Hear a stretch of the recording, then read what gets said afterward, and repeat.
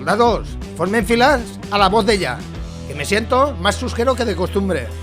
Así que he decidido que para la instrucción de hoy vean cómo se las gastan, con sus aciertos y con sus errores, los jugadores sub-2000 de Elo Field.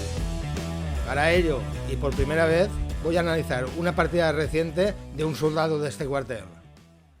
Mi gran amigo Francisco José, que ante el por equipos que se avecina de la Liga Murciana, ha decidido entrenarse, jugando un par de partiditas a ritmo de 90 minutos más 30 segundos de incremento, junto a su compañero del Club Sauces, don Ricardo Gómez Lobato, que ante la defensa francesa planteada por el sargento Martínez ha decidido jugar la muy aconsejable variante cerrada de la Tarrasch.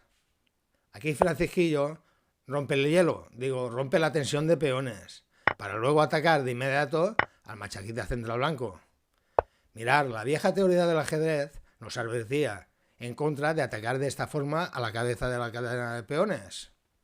Pero algunas líneas de la defensa francesa, entre ellas esta, muestran que esta estrategia es perfectamente aplicable. Ahora, tras el intercambio de disparos, Federico pone a su rey a cubierto y Francisco, a su granujilla, lo sitúa en D6. Potrillo blanco de D2 ahora se sitúa en F3. Con este movimiento el potrillo le da vida al granujilla de C1. Defiende su fortaleza. Sobreprotege al peón de dama aislado. Y también vigila la casillita E5. ¿Qué más se le puede pedir a un movimiento, rabiosines? Y ahora Francisco José sitúa a su Blackwing en C7. Y como era de esperar, las blancas en G5 a su granujilla. Para, tras el enroque de las negras, colocar en C1 a su escudera de dama. Aquí, lo más jugado por las tropas negras es un alfil de 7. Francisquillo prefirió jugar como lo solía hacer Yusupov, metiendo presión sobre H2. Y ahora Ricardo podía jugar perfectamente un caballo G3, pero prefirió pedirle explicaciones al ansioso potrillo. Chavales, como se suele decir, para gustos colores. Ante esto, y aunque lleva más de 8 años en la reserva en lo referente a partidas presenciales, el sargento Martínez aquí huele la sangre y pretende embarrar la partida ejecutando el típico sacrificio de calidad sobre el enroque enemigo, con la idea de dinamitar la fortaleza para preparar luego a fuego lento un delicioso estofado de orejitas de rey. Y ahora Ricardo no peca de tío Gileto y con muy buen criterio tan solo recupera lo que se le debe. Así que tras esta secuencia acertada de ambos contendientes, tocaría felicitarlos y, si da el caso, ponerles una medallita. Ahora es turno de la retirada y fuga de la escudera negra. Un pelín más fina hubiera sido su ubicación en F7, ya que desde aquí la torre defendería al por si las moscas su segunda fila. Y además ya estaría preparada ante un futurible doblaje con su gemela. En esta posición se podría decir que ya estamos en los aledaños del medio juego. Así que vamos a adentrarnos por territorio estratégico. Mirad, soldados, siendo estrictos, la lucha ya está planteada, ya que esta la suele dictar la estructura de peones que exista en cada posición. En este caso, el famoso peón aislado de dama de las blancas, o el Isolani, como lo llamaba Papaninzovic. Y aquí, un plan típico de ataque para las blancas sería bajar con su granujilla a B1 para montar la maquinita o el trenecito junto a su dama. O también se podía utilizar a la torre de C1 como torre ascensor para su traslado inmediato al otro hemisferio y así intentar hacerle pupita al monarca negro. Además, fijaros, con esta retirada del granujilla también se evita de momento un liberador E5 de las negras. Sin embargo, las blancas prefirieron ubicar a su dama en D2. Bueno, chicos, ya hemos visto uno de los planes típicos de las blancas. Ahora toca verlo desde el punto de vista de las negras. En esta situación, y según cuentan los entendidos, a Francisco le interesa el intercambio de piezas. Cuantas más mejor. ¿Por qué? Por el blanco y en botella de cuantas menos piezas haya sobre la faz del tablero, más difícil resultará la defensa del Isolani. Ergo, aquí, y utilizando también el por si las moscas, mataríamos dos pájaros de un tiro. Por un lado, nos apartaríamos de las miraditas de la torre indiscreta blanca y por otro, prácticamente obligaríamos al intercambio de señoras. Sin embargo, Francisco José prefirió increpar al granujilla blanco para, tras su retirada, situar su dama en F7. Así que tras esta secuencia de jugadas de ambos contendientes, la verdad es que no estoy para nada contento y los dos se merecen un buen tirón de orejas.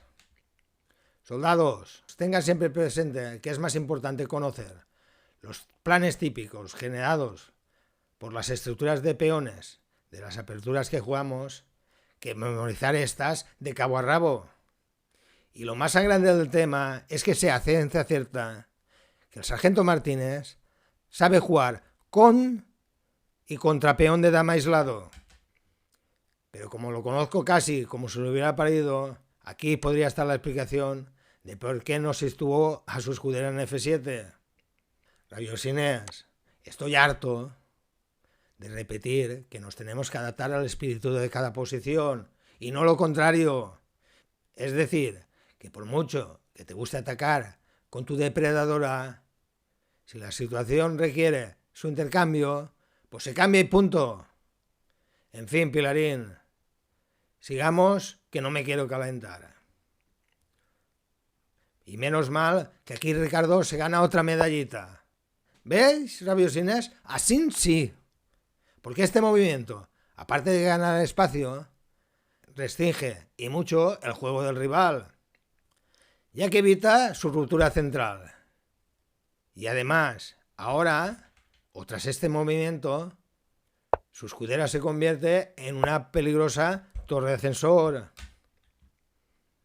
Ahora Francisco se pone las pilas y también juega lo mejor. Y tras la retirada de la dama blanca, él hace lo propio con la suya.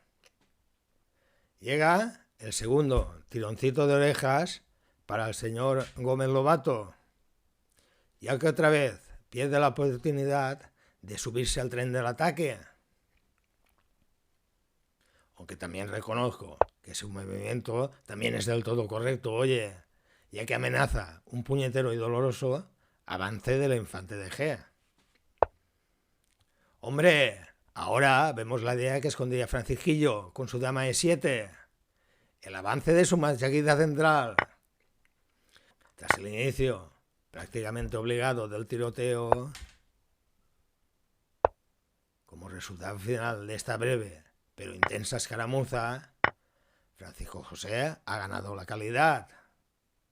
Y aunque me atrevería a decir que todo esto lo tenía calculado desde su dama E7, también se ha ganado un merecido tirón de orejas por equivocarse en su evaluación final de la posición. Porque puestos a elegir, yo me quedo con la tropa blanca. Y me imagino que la mayoría de ustedes también, ¿no, Rabiosines?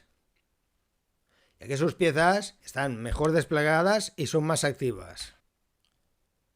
¿Y qué me decís de sus machaquitas centrales móviles? Estos, en cualquier momento, pueden resultar altamente peligrosos. Por no hablar de su parejilla de granujillas. Y además, se intuye que el machaquita de dama de las negras, como se suele decir, huele a carne de cañón. Y para más Inri, ahora las bancas podrían tomar el control, apoderándose totalmente de la iniciativa, jugando un dama B3 seguido de una 3. Pero Ricardo, a esta vez no le voy a tirar de las orejas, porque ha hecho lo que solemos hacer la mayoría de los aficionados. Es decir, jugar la misma idea, pero invirtiendo el orden. Y con ello, Francisco José ahora hubiera podido igualar el juego, con un movimiento, por otra parte, también dificilísimo de ver. Así que a él también le voy a librar del tironcito de orejas. El tema en cuestión es meramente profiláctico y es la retirada del alfil negro a A5 para, tras el dama B3 que tocaría a los dos machaquitas negros, bajar con la Black Queen a defenderlos. Y ahora, si las blancas metieran más presión sobre D5, llegaría el muerto el perro y se acabó la rabia. Y chimpum. Como ya os he dicho, esto igualaría la contienda. Visto y entendido, soldados, pues cambio y cierro. Francisco José, para la retirada de su granujilla, eligió la jugada más natural, que prácticamente hubiéramos escogido la mayoría de nosotros. Ahora, tras el dama B3, ahora sí de Ricardo, llega el de dama D7 de Francisco. Seguimos prácticamente con el déjà vu visto anteriormente, ¿no? Sí, pero no. Porque finalmente el machaquita de D5, por razones muy obvias, perece en combate. Ahora, aunque ambos rivales están apurados de reloj, juegan lo mejor.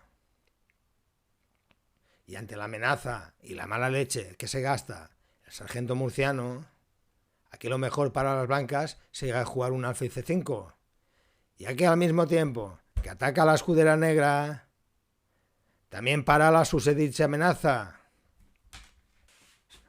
Sin embargo, Ricardo, seguramente por los apuros de reloj ya mencionados, decide que su rey sea el Leónidas de Cartagena.